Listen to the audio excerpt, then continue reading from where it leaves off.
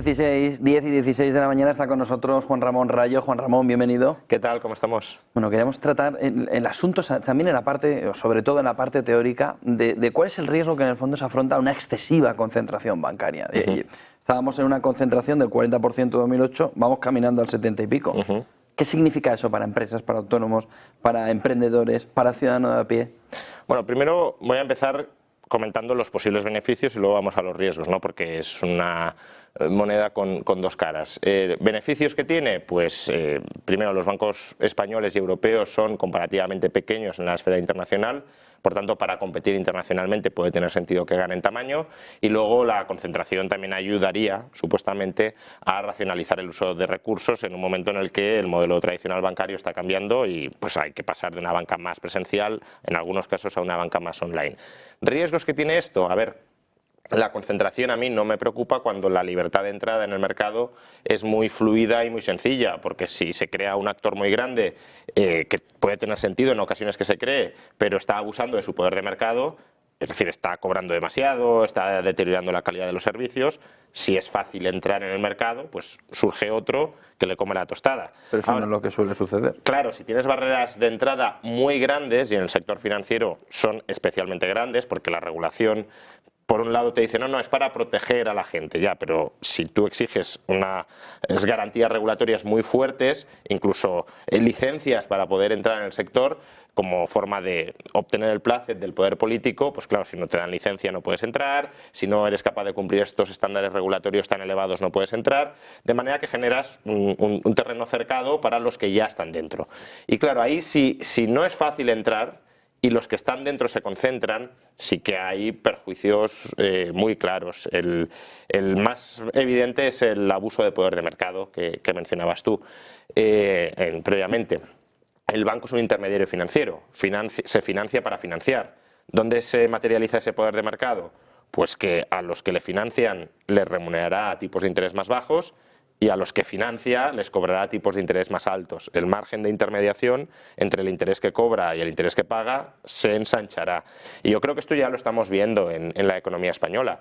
Se ha vivido en la subida de los tipos de interés. No solo en la subida, sino yo donde más claramente lo he visto es en la baja remuneración de los depósitos de la banca española. Sí, por eso, el movimiento de subida y que no vaya acompañado con una remuneración de depósitos. Efectivamente. Si uno compara, y eso que la banca europea tampoco es que esté muy expuesta a la competencia, pero si uno compara la remuneración de los depósitos en España con la remuneración de los depósitos en el resto de Europa, es que estamos en la parte baja, muy baja de remuneración. Es decir, los bancos españoles no se sienten presionados para competir por la captación del ahorro. ¿Y por qué no se sienten presionados? Pues porque no hay ningunos actores nuevos que entren, o al menos ningún actor nuevo relevante que entre y que diga: oigan, señores depositantes, yo les pago un 3 o un 3,5 si traen sus depósitos aquí.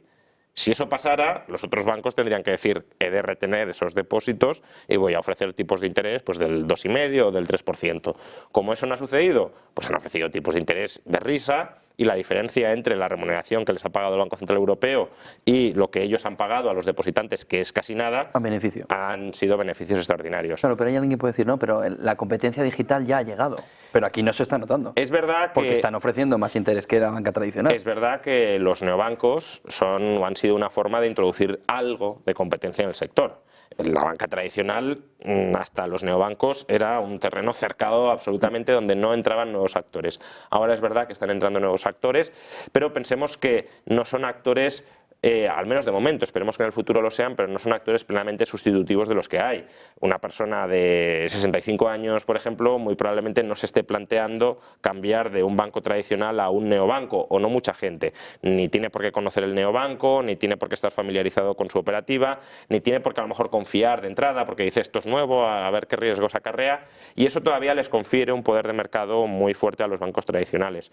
Conforme se vaya popularizando el uso de neobancos, si es que lo hace, conforme estos también acrediten que son capaces de resistir las turbulencias de mercado y demás, conforme se vayan ganando la confianza de la ciudadanía, pues sí que puede haber una migración mayor. Pero estamos hablando de ahora, del corto plazo, y en ese corto plazo, desde luego, los neobancos algo de presión desde luego mejor que estén que no estén, algo de presión han ejercido, pero muy insuficiente como para que la banca tradicional española se haya sentido atacada por competidores. No, ha habido un pacto de silencio de, oye, no vamos a subir los intereses sobre los depósitos y así todos salimos ganando. El ciudadano de a pie además ha visto un cambio, ¿no?, en las entidades bancarias que veía, ha visto un cambio en las calles donde iba. Es decir, ha habido un movimiento, sobre todo desde 2008, sobre todo a raíz de la caída de gran parte de las cajas de ahorros, no por culpa del sistema, sino por culpa de la política. Es decir, fueron los políticos al entrar ahí los que destrozaron todo aquello. Sí, políticos y el Banco Central Europeo con la borrachera de crédito barato. Lo que pasa es que, bueno, esa reestructuración hasta cierto punto... Sí, pero si no lo hubieran usado mal, no habría pasado nada. Ya, se dedicaron a hacer aeropuertos por todos lados. La cuestión es si esa borrachera de crédito se podía usar bien, ¿no?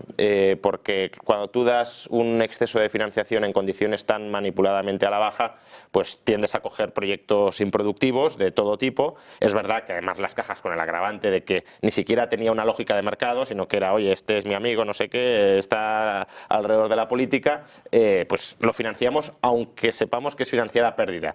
Pero es que, aunque no hubiesen tenido esa perspectiva politizada, los bancos también se equivocaron y los bancos no estaban copados, o al menos no oficialmente, por políticos, y aún así tomaron muchas malas decisiones de inversión, quizá no tantas como las cajas, pero tomaron malas decisiones de inversión. Entonces, bueno, desde ese momento el sistema bancario español ha pasado por un proceso de digestión de esas pérdidas que en gran parte fueron trasladadas al contribuyente, y ese es el segundo grave perjuicio de la concentración bancaria del que quería hablar ahora. Han pasado por un proceso de digestión y de traspaso de la basura al contribuyente, y en parte eso acarrea, claro, reestructurarse internamente, mirar cómo recortar costes, cómo despedir personal, optimizando procesos, cómo cerrar sucursales, cómo venderlas, pero es que además eso ha venido acompañado de la aparición de una tecnología o de una transición tecnológica hacia una banca más online, que también tiene sentido que se haga. Pero como decía, primer perjuicio, intereses más bajos para los depositantes, intereses más altos para los prestatarios. Segundo perjuicio, cuando un banco crece mucho, y la concentración bancaria lo que hace es eso, aumentar el tamaño de los bancos, en el sector financiero, a diferencia de otros sectores, o con una diferencia más acusada al menos, tendemos a considerar que esa entidad se vuelve demasiado grande para caer. Entonces, claro, si es demasiado grande para caer, ¿qué significa? Que en caso de que lo haga mal, entrará al poder político con el dinero del contribuyente y lo rescatará. Los bancos grandes saben que eso es así, aunque no se les diga explícitamente, y en ocasiones sí se les dice explícitamente, pero en otras no, saben que pueden adquirir un tamaño suficientemente grande como para, en cierto modo, ejercer chantaje sobre la sociedad o sobre la economía de si no me rescatas, se va a armar aquí un desastre. Entonces, yo suelo decir que si una entidad consideramos socialmente que es demasiado grande para caer, es decir, mire, no vamos a permitir de ninguna manera que esto caiga, también debería ser demasiado grande para existir. Es decir, lo que no puede suceder es que la ventaja comparativa o competitiva, mejor dicho, de una empresa sea su capacidad para chantajear al público de soy muy grande y sé que me vais a rescatar si caigo, por tanto yo me puedo comportar muy mal, puedo asumir riesgos extraordinarios porque en el fondo os estoy traspasando a vosotros esos riesgos extraordinarios. Cuidado, yo las dejaría caer, pero si la sociedad, la política dice no, es que esto es tan grande que no puede caer, bueno, pues entonces en 2008, también habría que poner límites al tamaño que puedan adquirir estas entidades, porque es que si no va a haber que rescatarlas en algún momento. ¿Hasta dónde estaría, igual que hablamos de Banco Central, pero cuál es el punto de equilibrio de los tipos de interés? ¿Cuál es el punto de equilibrio? ¿Cuál sería el punto de equilibrio aquí? No hablo de más operaciones o de menos operaciones, hablo de cuál es el punto en el que ya la economía se resiente de un país por una excesiva concentración, y le uniría a lo que tú estás planteando desde el inicio, la excesiva concentración con esa barrera de entrada.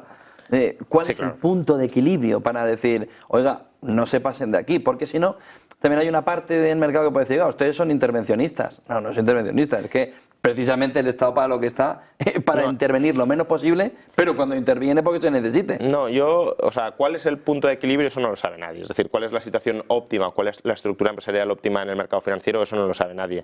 El mercado, en parte, es un proceso para descubrir cuál es la estructura óptima, pero siempre y cuando permitas que el mercado opere. Yo creo que la clave está en lo que has dicho, concentración bancaria con esas barreras de entrada. Claro, el problema para mí no es per se que se concentren. El problema es que se concentren dentro de un terreno vallado donde no pueden entrar otros y por tanto nadie les puede disputar esa posición concentrada. Si tú te cargas las barreras de entrada, es verdad que el ajuste no es instantáneo, eso también hay que decirlo, pero sí hay un proceso que tiende a ofrecer la estructura que más se acerque a lo que conocemos como la óptima. Es decir, tendemos a descubrir, pues antes he dicho, hay pros y contras de la concentración. Claro, ¿los pros superan a los contras o los contras a los pros? No lo sabemos. Si los contras superan a los pros y hay libertad de entrada, los nuevos competidores tendrán a comerles terreno. Si los pros superan a los contras, no entrarán nuevos competidores porque no lo podrán hacer mejor para el cliente, para el consumidor.